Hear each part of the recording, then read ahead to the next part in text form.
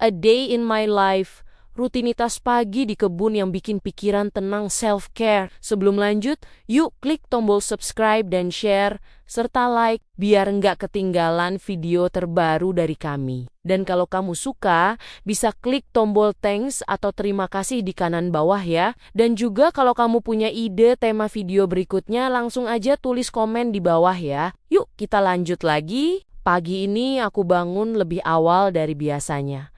Bukan karena produktif, bukan juga karena disiplin, tapi karena kepala rasanya sudah ribut duluan sebelum mata benar-benar melek. Pernah tidak sih bangun tidur tapi badan masih di kasur, sementara pikiran sudah lari kemana-mana? Tagihan, kerjaan, tanggung jawab, ekspektasi orang, semua antre rapi di kepala seperti nomor antrian. Di titik itu aku tahu, kalau aku langsung pegang ponsel, hari ini bakal berat sejak menit pertama. Aku bangun pelan-pelan, jalan keluar rumah. Udara pagi masih dingin, dan kebun kecil di belakang rumah seperti manggil tanpa suara. Bukan kebun yang rapi seperti di majalah, bukan juga kebun estetis yang cocok buat foto-foto. Ini kebun biasa, dengan tanah sedikit becek, daun bolong-bolong, dan pot yang warnanya sudah pudar. Tapi justru di situ aku merasa paling jujur sama diri sendiri.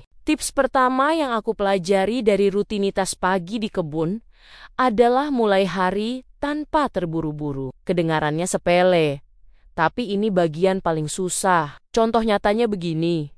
Dulu aku selalu nyalain ponsel 5 menit setelah bangun. Niatnya cuma lihat jam, ujungnya 1 jam scroll tidak jelas. Hasilnya, belum ngapa-ngapain sudah capek mental. Sekarang aku biasain keluar dulu, meski cuma 10 menit, tanpa layar, tanpa notifikasi, dan efeknya beda banget. Aku mulai nyiram tanaman satu persatu. Gerakannya pelan, tidak ada target, tidak ada yang ngejar. Air jatuh ke tanah, daun bergerak pelan, dan anehnya pikiran ikut melambat. Ini tips kedua.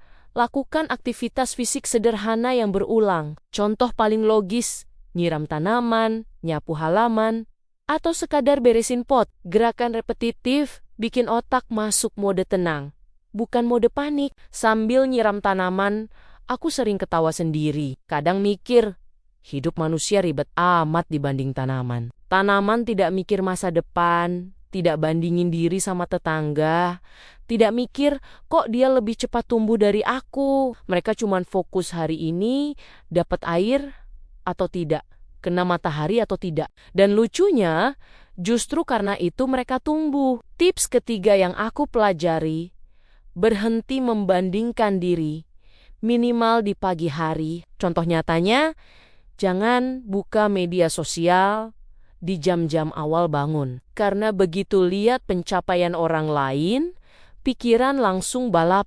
Padahal kita baru saja bangun, belum pemanasan, sudah disuruh lomba maraton. Di kebun, tidak ada perbandingan, yang ada cuman proses. Di kebun ini, aku sering ngobrol sama diri sendiri, ngomel, curhat, bahkan kadang nyalahin diri sendiri, dan tidak apa-apa. Tips nomor 4, kasih ruang buat emosi keluar tanpa dihakimi. Contoh paling logis, ngomong sendiri, nulis di kertas, atau sekadar tarik napas panjang sambil diem. Karena emosi yang dipendam itu seperti air yang tidak dialirin lama-lama bau. Aku ingat satu pagi ketika aku merasa gagal total, usaha tidak jalan, rencana berantakan, dan rasa malu muncul tanpa diundang. Aku duduk di kebun, lihat satu tanaman yang layu. Biasanya aku kesel, tapi pagi itu aku cuma bilang, ya sudah, mungkin hari ini bukan harinya. Tips kelima, belajar menerima gagal kecil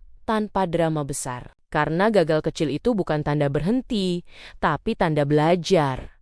Setelah nyiram, aku duduk sebentar, tidak ngapa-ngapain, tidak multitasking. Ini tips keenam. Belajar diam tanpa rasa bersalah. Contoh realnya, duduk 10 menit tanpa ponsel. Awalnya gelisah, tapi lama-lama nyaman. Dan dari situ aku sadar, kita capek bukan karena kebanyakan kerja, tapi karena jarang berhenti. Di kebun, aku sering memperhatikan detail kecil, daun baru yang tumbuh, tanah yang mulai kering, serangga kecil yang lewat. Ini tips ketujuh, melatih hadir di momen sekarang. Contohnya, fokus sama apa yang ada di depan mata, bukan di kepala. Karena kecemasan itu biasanya hidup di masa depan yang belum tentu kejadian. Aku juga belajar konsistensi dari kebun. Tanaman tidak bisa dirawat cuma sekali, lalu ditinggal. Tips ke-8. Self-care itu rutin, bukan musiman. Contoh logisnya tidak perlu lama, tapi lakukan setiap hari. 10 menit di kebun tiap pagi lebih berdampak daripada 1 jam sekali sebulan. Ada hari-hari ketika aku malas keluar, pengen lanjut tidur, pengen kabur dari dunia, dan di situ aku belajar tips ke-9, dengarkan tubuh tapi jangan dimanja berlebihan. Kalau capek, pelan tapi tetap gerak. Karena berhenti total justru bikin makin berat. Aku juga belajar soal ekspektasi. Tidak semua tanaman tumbuh sesuai rencana. Tips ke-10. Lepaskan keinginan mengontrol segalanya. Contoh nyatanya, kita sudah usaha maksimal. Sisanya biarkan waktu yang kerja. Karena terlalu mengontrol, justru bikin stres. Di kebun ini, aku merasa tidak perlu jadi siapa-siapa. Tidak perlu kelihatan sukses, tidak perlu kelihatan kuat. Tips ke-11. Punya tempat aman buat jadi diri sendiri. Entah itu kebun, kamar, atau sudut rumah, tempat di mana kamu tidak perlu perform. Kadang aku bercanda sama diri sendiri, bilang, setidaknya tanaman tidak pernah nanya, kapan sukses? Humor kecil seperti itu ternyata penting. Tips ke-12, sisipkan bercanda di tengah hidup yang serius. Karena tertawa kecil itu seperti napas tambahan buat hati. Pagi terus berjalan.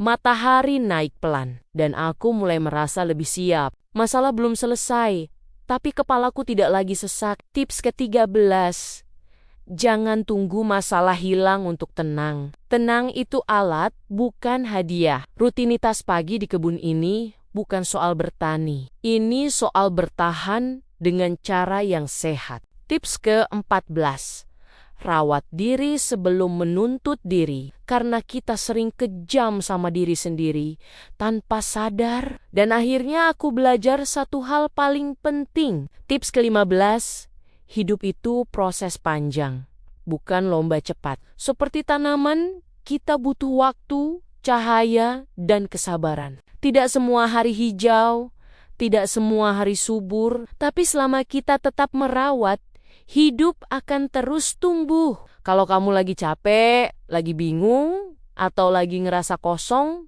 coba pelan-pelan. Cari kebun versi kamu sendiri. Tempat sederhana, rutinitas kecil, tapi konsisten. Karena memang kadang ketenangan bukan soal mengubah hidup besar-besaran, tapi soal merawat diri sedikit demi sedikit setiap pagi. Demikian cerita kita kali ini. Sampai ketemu lagi di episode berikutnya. Tetap semangat ya!